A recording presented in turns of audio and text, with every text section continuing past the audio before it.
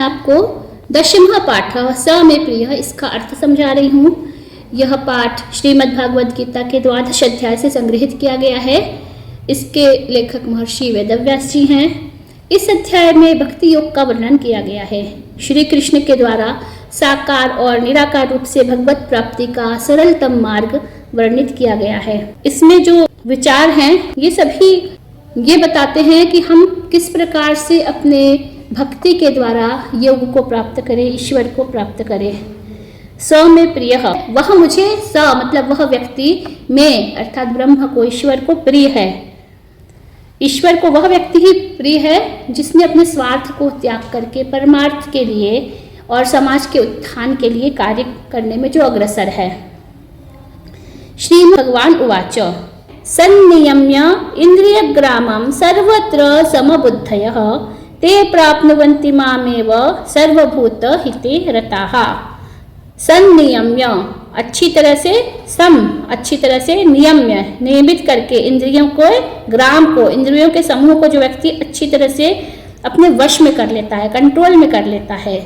सर्वत्र समबुद्धयः, और सभी मनुष्यों में समान बुद्धि वाला है। ये छोटा है, ये बड़ा है, इस तरह से वह बुद्धि नहीं रखता है, सभी को एक समान देखता है, सभी में ही ईश्वर देखता है।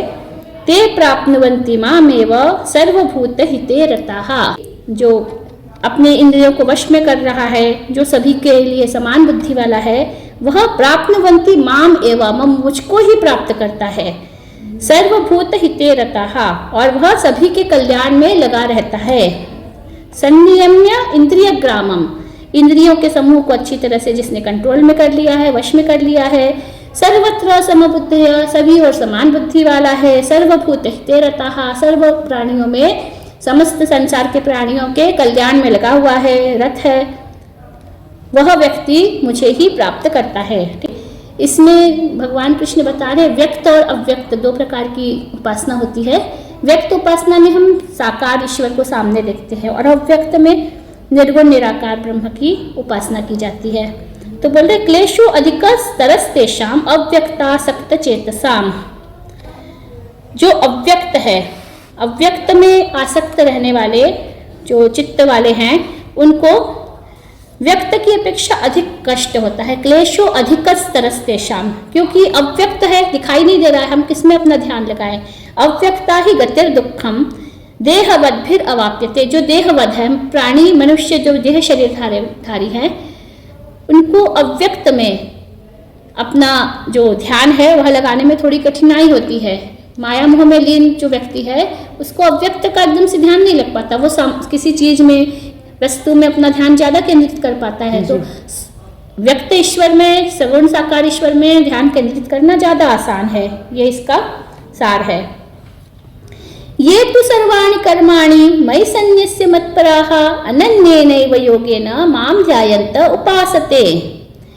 जो व्यक्ति सर्वाणि कर्माणि, अपने समस्त कार्यों को, जो भी वो कार्य कर रहा है उसको मयि सन्न्यस्य, मेरे ऊपर ही, मत्पराः, मेरे ऊपर परायण होकर के ही, सन्न्यस्य करता है, कार्य करता है।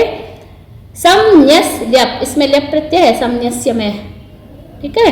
अनन्येन एव योगेन, अनन्येन एव योगेन, अनन्य योग से, अत्यधिक योग के द्वारा वह मेरा ध्यान करके मेरी ही उपासना करता है। किस प्रकार से? अनन्येन एव योगेन, अनन्य अत्यधिक योग के द्वारा वह माम ध्यायन्त उपासते, मेरा ध्यान करके मेरी ही वह व्यक्ति उपासना करता है। तेषाम अहम समुद्धर्ता मृत्यु संसार सागरात् भवामि नाचिरात् पार्थ मय्यावेशित चेतसाम। तेषाम, उस व्यक्ति का जिसने मुझ में इतना चित्त लगा दिया है, अहम समुद्धर्ता, मैं ही उसका उद्धार करने वाला हूँ। मृत्यु संसार सागरात्, मृत्यु रूपी संसार के सागर से, मृत्यु संसार के सागर से उसको पार करने वाला मैं ही हूँ, उद्धार करने वाला।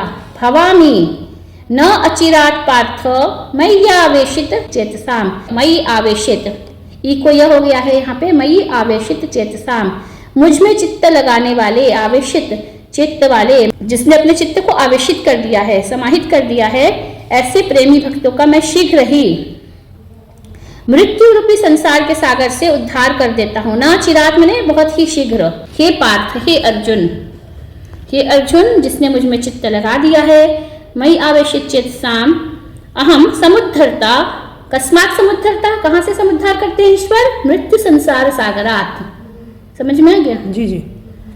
अगला श्लोक है मय्येव मन आधस्त्व मयि बुद्धिं निवेशय निवसिष्यसि मय्येव अत ऊर्ध्वं न संशयः। मयि एव, ई को यह हुआ है यहाँ पे मय्येव में, यस है ना? कौन सी संधि है? ई को यण संधि, यस मैम, है ना? को यणाची। मयि एव मन आधस्त्व, मेरे ऊपर ही मन को लगाओ। मयि बुद्धिं निवेशय, और मुझ में ही अपनी बुद्धि को निवेशित कर दो, लगा दो, बुद्धि को ईश्वर में लगा दो, मन को ईश्वर में लगा दो। निवसिष्यसि, निवसिष्यसि निवास करोगे, भविष्यत काल। यस मैम, मय्येव, मुझ में ही निवास करोगे। अत ऊर्ध्वम न संशयः, निश्चित रूप से इसमें कोई संशय नहीं है, संदेह नहीं है। अत ऊर्ध्व मतलब देह का अंत होने पर, जिसने अपनी बुद्धि को और अपने मन को मुझ में ही लगा दिया है, वह ऊर्ध्वम, ऊर्ध्व लोक में ऊर्ध्व गति को प्राप्त करने पर, देह का अंत होने पर, न संशय निश्चित रूप से ही, निवसिष्यसि मय्येव, निवसिष्यसि मतलब निवास करेगा, मय्येव मुझ पर ही, मुझ में ही निवास करेगा वह व्यक्ति। सरल भी है और इसमें पूरा दर्शन शास्त्र है ना? बुद्धि कर्म सब कुछ उस कृष्ण में, ईश्वर में लगा दिया तो वो भी योग ही है। अथ चित्तं समाधातुं न शक्नोषि मयि स्थिरम् अभ्यास योगेन ततो मामिच्छाप्तुं धनंजय। न शक्नोषि मयि स्थिरम्, यदि तुम मुझ में स्थिर होने में समर्थ नहीं हो, ईश्वर में हमारा ध्यान नहीं लग रहा है, तो उसके लिए एक और रास्ता बता रहे हैं ईश्वर कि यदि तुम मान लो किसी भी उपाय से मुझ में स्थिर नहीं हो पा रहे, मन में, पढ़ाई में मन नहीं लग रहा, मुझ में एकाग्र नहीं हो पा रहा हो, न शक्नोषि मयि स्थिरम, यदि तुम किसी भी तरह से मेरे में स्थिर नहीं हो पा रहे हो चित्त को अपने लगाने में, तो एक और उपाय है, वो उपाय है अभ्यास योगेन ततो माम इच्छाप्तुं धनंजय। हे अर्जुन, तो फिर तुम अभ्यास योग के द्वारा मुझको प्राप्त कर सकते हो, है ना? अब ईश्वर को प्राप्त करो या पढ़ाई को प्राप्त करो। अगर किसी बच्चे की पढ़ाई में मन नहीं लग रहा है तो वो क्या करेगा? उसी चीज को बार बार अभ्यास योग के द्वारा बार बार उसी चीज को रिपीट करो, रिवाइज करो, बार बार उसको पढ़ने से उसका मन नहीं भी लग रहा है तो हो सकता है कि उसको वो याद हो जाए। तो अनभ्यासे विषम विद्या, बिना अभ्यास के तो विद्या विष है ना? अभ्यास मतलब प्रैक्टिस, प्रैक्टिस, उसकी प्रैक्टिस करना है।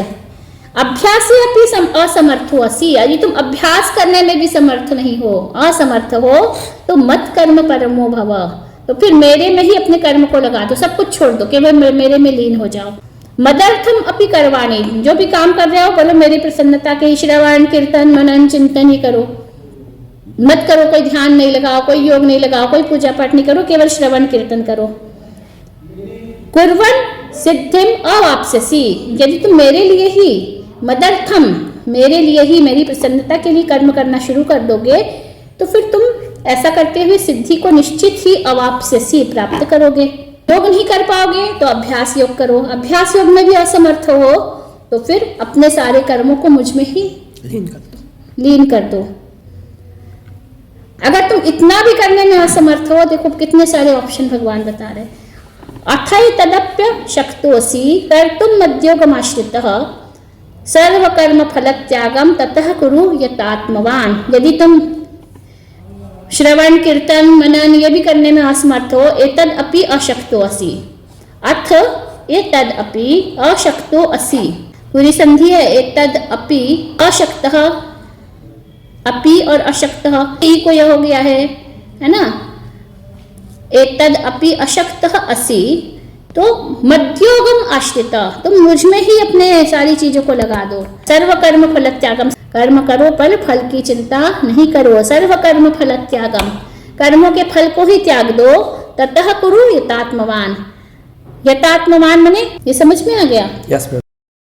श्रेयो हि ज्ञानम अभ्यासात् ज्ञानाध्यानम विशिष्यते ध्यानात् कर्म फल त्यागः त्यागात् शांतिर अनंतरम, मतलब श्रेय है, ज्यादा अच्छा है, ज्यादा कल्याणकारी है। ज्ञानम अभ्यासात, अभ्यास की अपेक्षा, अभ्यासात में पंचमी विभक्ति है, अभ्यासात ज्ञानम श्रेयम, क्या श्रेय है अभ्यास की अपेक्षा? ज्ञान। श्रेय भी ज्ञानम अभ्यासात, अभ्यास से ज्यादा श्रेय श्रेष्ठ ज्ञान है, प्रैक्टिस से अधिक ज्यादा श्रेष्ठ है ज्ञान। लेकिन ज्ञानात् ध्यानम विशिष्यते, ज्ञान से अधिक श्रेष्ठ क्या है? ध्यान करना, ध्यानम विशिष्यते। ध्यानात् कर्म फल त्याग, अगला उन्होंने बताया था अगर ध्यान भी नहीं कर पाओगे तो कर्म फलों का त्याग कर दो। तो ध्यानात् कर्म फल त्यागस त्यागात् शांति अनंतरम, त्याग से तत्काल ही परम शांति की प्राप्ति होती है। इसलिए गीता में त्याग को, कर्म फलों के त्याग को सर्वश्रेष्ठ माना गया है। समझ में आ गया? जी कोई डिफिकल्टी हो तो पूछना है ना, ऐसा। जी जी। अद्वेष्टा सर्वभूतानां मैत्रः करुण एव च, मैत्रः करुण एव च, निर्ममो निरहंकारः समदुःख सुखः क्षमी। सर्वभूतानां अद्वेष्टा, प्राणियों से किसी से भी द्वेष नहीं करता है, ठीक है? जी। समस्त प्राणियों से द्वेष न करने वाला। मैत्रः करुण एव च, जो सभी से मित्रता करता है, मतलब उसका कोई दुश्मन नहीं है, और करुण भाव से युक्त है, कठोर नहीं है, उसमें दूसरों को देख करके उसके कष्टों को देख के करुणा का भाव उत्पन्न होता है। निर्ममो, करुणा है लेकिन उसमें ममत्व भी नहीं है, निर्मम है, वो सारी समस्त सृष्टि को अपना समझता है ना, इसलिए इसमें ममत्व नहीं है किसी प्रकार की। ये मेरा बेटा है, ये मेरा पति है, ये मेरी पत्नी है ना, ये मेरा दोस्त है, ये भावना ममत्व भाव रहित है। ममत्व से अपन अर्थ ये लगा सकते हैं कि माया से रहित है। निरहंकार, किसी प्रकार का अहंकार नहीं है। सम दुख सुख क्षमी, सुख और दुख दोनों में समान भाव वाला है। क्षमी, जो क्षमा कर देता है, उसका किसी ने नुकसान किया, उसको किसी ने परेशान किया तो क्षमा कर दिया। संतुष्टः सततं योगी यतात्मा दृढ़ निश्चयः मयि अर्पित मनोबुद्धिर यो मद्भक्तः स मे प्रियः। जो संतुष्ट है, असंतुष्ट नहीं है, जिसको संतोष है, सतत निरंतर योग में लगा हुआ है। यतात्मा, जो अपनी आत्मा को संयत किया हुआ है। दृढ़ निश्चय, जिसने कोई काम का निश्चय किया तो उस काम को पूरा करता है, दृढ़ निश्चयी है।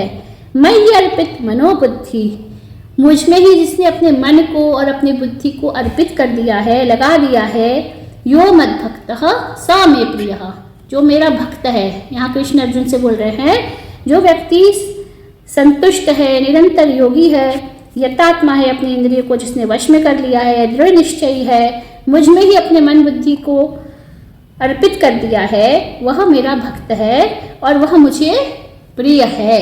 स मे प्रियः। यस्मान्नो द्विजते लोको लोकान्नो द्विजते चेह, हर्षामर्ष भयोद्वेगैर् मुक्तो यः स च मे प्रियः। यस्मान नो द्विजते लोको, जो संसार में किसी प्रकार से उद्वेग को प्राप्त नहीं करता है, बहुत अतिरेक हो जाता है किसी चीज का ना, उसको बोलते हैं उद्वेग। और जिससे कोई अन्य व्यक्ति भी उद्वेग को प्राप्त नहीं करता, उसके किसी कार्यों से दूसरे व्यक्ति को कष्ट हो, उद्वेग प्राप्त हो, अन्य कोई भी संसार में उससे उद्वेग को प्राप्त नहीं करता है। हर्ष अमर्ष भय उद्वेग से मुक्त है, जो हर्ष से मुक्त है। ज़्यादा खुशी में भी गड़बड़ हो जाती है, अटैक आ जाता है कई बार ज़्यादा खुशी से लोगों को। ना कोई अमर्ष है, दूसरे की उन्नति देख करके उसको संताप नहीं हो रहा है, दूसरे की उन्नति को देख करके अगर हमारे मन में जलन का भाव होता है तो उसको बोलते हैं अमर्ष। भय नहीं है उसको किसी चीज का, क्योंकि उसने कोई कार्य ऐसा गलत किया ही नहीं कि उसको कोई भय हो। भय तो व्यक्ति को तब होता है जो वो गलत कार्य करता है। उद्वेग से भी मुक्त है, उसको किसी प्रकार का उद्वेग नहीं है, कुछ तकलीफ नहीं है, किसी से पीड़ा नहीं है, उस सभी से मुक्त है। यह स च मे प्रियः, वह व्यक्ति मुझे प्रिय है। समझ में आ रहा है ना? Yes ma'am. कोई कुछ समझ में नहीं आया तो पूछना है ना, बिल्कुल बेहिचक के। अनपेक्षः शुचिर्दक्षः उदासीनो गतव्यथः सर्वारंभ परित्यागी यो मद्भक्तः स मे प्रियः। जो अनपेक्ष है, जो किसी से कुछ अपेक्षा नहीं करता, मैंने इसका कार्य किया तो इसके बदले ये भी मुझे कुछ दे, ऐसा अपेक्षा नहीं करता है। जो शुचि है, जिसका मन पवित्र है। दक्ष, जो अपने कार्य में कुशल है, दक्ष है। उदासीन, सामने से कुछ भी हो जाए, लड़ाई झगड़ा, किसी में झगड़ा झंझट में नहीं पड़ना है। उदासीन है, तप व्यथा, जिसकी सारी व्यथाएं पीड़ाएं नष्ट हो चुकी हैं।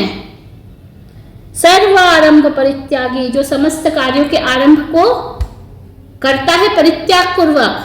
कार्य का आरंभ तो कर रहा है लेकिन उसमें लिप्त नहीं है, अंत में उसके फल में लिप्त नहीं है। परित्याग पूर्वक कार्य का आरंभ करता है, उसमें लिप्त होकर के अगर कार्य का आरंभ करेगा व्यक्ति और कार्य पूर्ण नहीं हो पाया किसी कारण से, तो व्यक्ति हताश हो जाता है। लेकिन वो परित्याग पूर्वक ही कार्य को आरंभ कर रहा है, तो हताश होने की संभावना ही नहीं है। यो मद भक्त, जो मेरा भक्त है, स मे प्रिय, वह मुझे प्रिय है। यो न हृष्यति न द्वेष्टि, जो बहुत अधिक हृष्यति, बहुत अधिक हर्षित नहीं होता है, न द्वेष्टि, न किसी से द्वेष करता है, न शोचति, जो किसी प्रकार का शोक नहीं करता है। कुछ हो गया कष्ट, घर में कुछ नुकसान हो गया तो शोक करने लगे, शोक में डूब जाता है। न कांक्षति, न किसी प्रकार की आकांक्षा करता है। जो गीता पढ़ता है ना, तो उसको शोक कम होता है। कभी तो घर में किसी की मृत्यु हो जाए या कुछ हो जाए तो गीता का पाठ करने से व्यक्ति को धैर्य बनता है। ऐसा कहा जाता है ना, गीता पाठ करो तो मन को संयम होगा, धैर्य प्राप्त होगा।